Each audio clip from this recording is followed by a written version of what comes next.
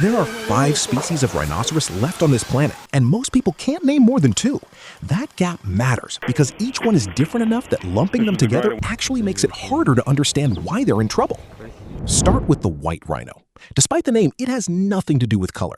The word white likely came from the Afrikaans word wide, meaning wide, referring to its broad, flat mouth, which is built for grazing grass close to the ground.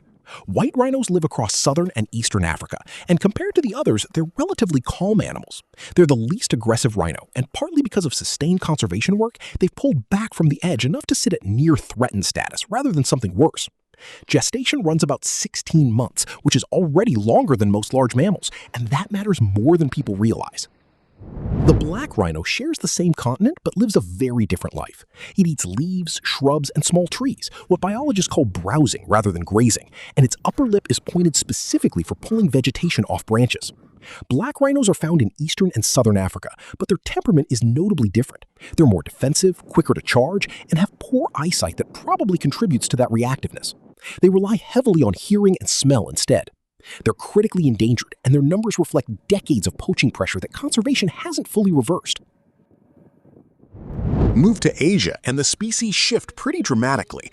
The Indian rhino lives in the river grasslands of India and Nepal, and it's the one with the famous armor-plated look, thick folds of skin that make it look almost prehistoric. It has a single horn, eats grass along with aquatic plants and fruit, and is mostly solitary. When threatened, it gets aggressive.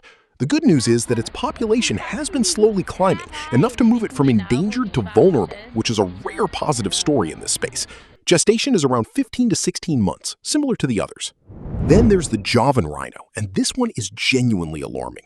Fewer than 80 individuals survive, all of them inside Ujung Kulon National Park in Indonesia. That's it. There's no population anywhere else. Javan rhinos eat leaves, shoots, and fruit, and they're extremely shy. They go out of their way to avoid humans, which is part of why so little is known about them. Females have very small horns, sometimes barely visible.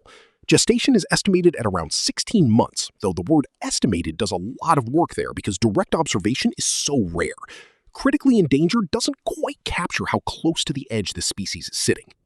The Sumatran rhino rounds out the 5, and it's unlike the others in a few ways.